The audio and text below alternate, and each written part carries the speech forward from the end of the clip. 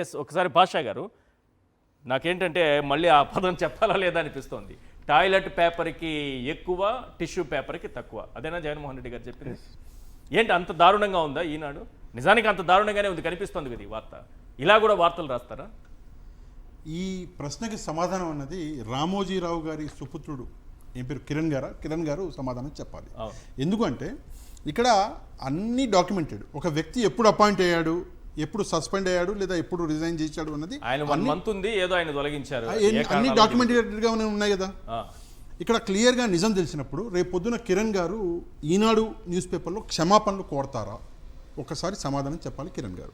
లేదు ఆయన దగ్గర డేటా లేదు అంటే మనం పంపిద్దాం ఒకటి. ఎందుకంటే అసలు సఖీ ఒప్పందం జరిగింది 2021 డిసెంబరు, దాదాపుగా 16-17 నెలల తర్వాత ఆ వ్యక్తి అపాయింట్ అయ్యాడు. ఎప్పుడు వెళ్ళిపోయాడు అది వేరే సంగతి. అసలు అపాయింట్ అయినప్పుడు ఆ వ్యక్తి లేనే లేడు. మనకు ఒప్పందం జరిగిన తర్వాత 16-17 నెలల తర్వాత ఆ వ్యక్తి అపాయింట్ అయితే ఆ ఒప్పందం వల్లనే ఆ వ్యక్తిని పీకేశారు అని చెప్పేసి ఈరోజు ఈనాడు రాస్తుంది. అంటే నిజంగా దీన్ని అసలు ఎటు నేను ఇంతకుముందు కూడా చెప్పాను సార్, మన దగ్గర న్యూస్ పేపర్ వాల్యూస్ కొన్ని ఉన్నాయి. న్యూస్ పేపర్కి ఒక గౌరవం అనేది ఉన్నది. ప్రజలు నమ్ముతారు, న్యూస్ పేపర్లో ఏదైనా వచ్చిందని నమ్ముతారు. కానీ నమ్ముతున్నారు కదా, నన్ను చదివే వాళ్ళు ఉన్నారు కదా అని చెప్పేసి కొన్ని రోజుల నుంచి, అంటే ఇంతకు ముందు కూడా ఉండే నో డౌట్, కొన్ని రోజుల నుంచి అయితే ఆ విలువల్ని మొత్తానికి అటకిచ్చేసి ఈరోజు కిరణ్ గారు విలువలు లేని పత్రికలను నడుపుతున్నారు. అందులో ఎట్లా ఏంటి అంటే టార్గెట్ జగన్ సార్. ఒకటి వీళ్ళకి కావాల్సింది టార్గెట్ జగన్. ఈయనకి అందినటువంటి న్యూస్ ఏమై ఉంటుంది అన్నది కూడా మనం ఒకసారి మాట్లాడుకుందాం. ఏమై ఉంటుందంటే ఆయన అపాయింట్మెంట్ డేట్ని ఆయన రిజిగ్నేషన్ లేదా సస్పెండ్ డేటో అనుకున్నాడు ఆయన. అట్లా అనుకున్నాడు. అంటే ఈ రోజు సఖీ ఒప్పందం జరిగింది, 16-17 నెలల తర్వాత ఆయన రిజైన్ చేసిండో లేదా ఆయన తీసేసిరో అనుకున్నాడు. కానీ అదే యాక్చువల్గా అపాయింట్మెంట్ డేట్ అది ఈయనకు అర్థం కాదు. వేసేసిండు. ఈ రోజు నవ్వుల పాలవుతున్నాడు. పత్రికా విలువల్ని కాపాడండి. చంద్రబాబు నాయుడు గారు ఈ ₹2.49 పెద్ద అవినీతి జరిగిందని టామ్ చేశారు. ₹4.60 చేసుకుని 11,000 కోట్ల రూపాయల స్కామ్ కి పాల్పడుతుంటే ఆ వార్తను రాయకుండా సఖీ ఒప్పందానికి సన్మానం జరిగిందని జగన్మోహన్ రెడ్డి గారు ఫోటో పెట్టి రాస్తే నిజానికి చంద్రబాబు నాయుడు గారికి ఇక్కడన్న జగన్ కి సన్మానం అని రాశారు. ఈ కిరణ్ అయితే పాదాభిషేకమే చేస్తున్నట్టుగా కనిపిస్తోంది. క్లియర్గా కనిపిస్తుంది. మరి ఆ అవినీతిని ఎందుకు రాయరు వీళ్ళు? నేను ఒక చిన్న ప్రశ్న అడుగుతా. జగన్మోహన్ రెడ్డి గారు ఎంత ఒప్పందం చేసుకున్నారు? ₹2.49. ఈయన ఎంత చేసుకున్నాడు? ₹4.60 యాక్సెస్ తోటి. డిఫరెన్స్ ఎంత? ₹2.11.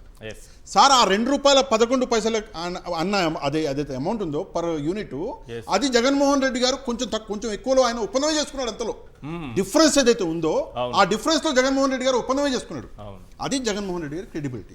రెండోది ఈ 11,000 కోట్ల రూపాయలు ఏదైతే నష్టం జరుగుతున్నదో, ఈ నష్టం తెలిసి చేస్తున్నారా తెలియకుండా చేస్తున్నారా?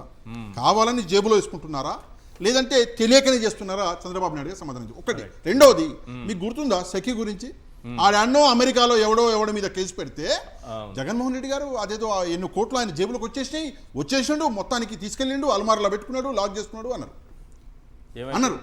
ఈ రోజు ₹4.60 మళ్ళీ ఈ డబ్బులు ఎవరి అకౌంట్ లోకి వచ్చినాయి, ఎవరి అల్మార్లకు రాయాల్సింది? ఇది కదా రావాల్సింది. ₹49.60 స్కామ్ జరిగేది. ఆ రోజు బురద జల్లింది ఈనాడు. ఈ రోజు నిజంగా నువ్వు నిజం రాయవలసింది. ఈ రోజు నిజంగా చంద్రబాబు నాయుడు గారు తప్పు చేస్తున్నాడు.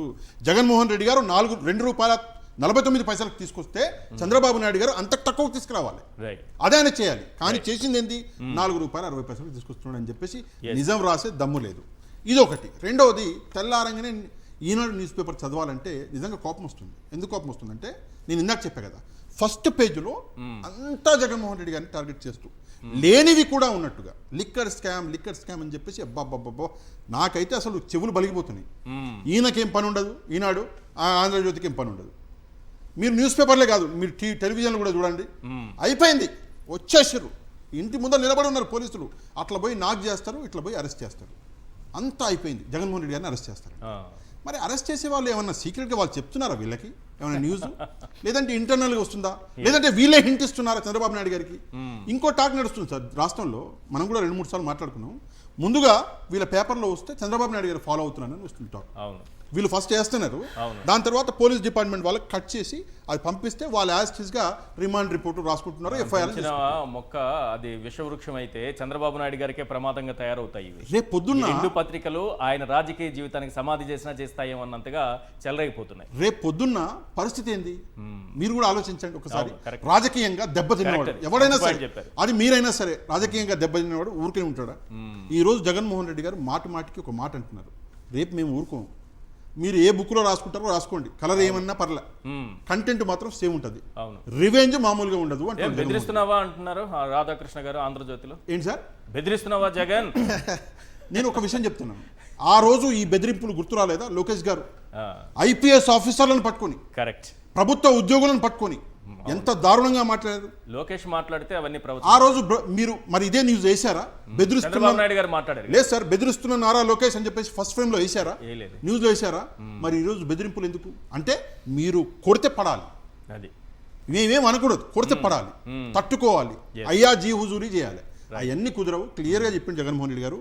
ఈసారి అయితే నేను లాస్ట్ టైము కేవలం ప్రజల గురించి ఆలోచించిన వీళ్ళు ఏంటి జగన్ అని అంటున్నారు, ఇదంతా భయంతో అంటున్న మాటలేనా సార్? 110% ఎక్కిందా మీకు విషయం చెప్తాను. 2.0 ఇంటర్నల్ గా టీడీపీలో ప్రస్తుతం నడుస్తున్నటువంటి టాకు ఓకే. ఆల్రెడీ 164 సీట్లలో 72, 75 సీట్లకి ఒక రేంజ్ లో వ్యతిరేకత ఉన్నది, అందులో పిఠాపురం కూడా ఉన్నది అంటున్నారు. అవును, ఇది ఇంటర్నల్ గా. రెండో విషయము, వాళ్ళు ఇంటర్నల్ గా మాట్లాడే విషయం ఏంటంటే జగన్మోహన్ రెడ్డి గారు నెక్స్ట్ టైం ఆయన రికార్డ్ని ఆయన బ్రేక్ చేస్తాడు, ఆయన రికార్డ్ ఇంకా బ్రేక్ అవ్వాలా, 150 తక్కువ ఉన్నాయి, ఆయన బ్రేక్ చేస్తారు అని చెప్పేసి కూడా కొంతమంది టీడీపీ వాళ్ళే, మనం కాదు, బయట వాళ్ళు కాదు, వాళ్ళే మాట్లాడుకుంటున్నారు. కాకపోతే ఒకటే విషయం ఏంటంటే కొంచెం జాగ్రత్తగా రాజకీయాలు చేయండి, ఎప్పుడు కూడా కొంచెం జాగ్రత్తగా. కక్షపూరిత రాజకీయాలు మీరు చేస్తే కనుక రేపు పొద్దున ఇదే ఉంటుంది. ఆ భయం అన్నది ఆంధ్రజ్యోతికి ఉన్నది, కనిపిస్తున్నది నాకు కొంచెం. ఈనాడు కొంచెం కలగాలి, అది కొంచెం 1 సంవత్సరం 6 నెలలు ఇటు అటండి, తప్పకుండా కలుగుతుంది. మీరు చూడండి, పెద్ద పెద్ద సామ్రాజ్యాలే కూలిపోయి సామ్రాజ్యం ఇదే ఉంది. ప్రజలు ఒక్కసారి అక్షింతలు వేస్తే కథం కేల్కథం అంతే. రైట్, ఒక చిన్న బ్రేక్ తీసుకుందాం. బ్రేక్ తర్వాత ఈ అంశంతో పాటు రెడ్ బుక్ సాధించిన విజయాలు 390 హత్యలు జగన్మోహన్ రెడ్డి గారు పవర్ పాయింట్ ప్రజెంటేషన్లో ఇచ్చారు.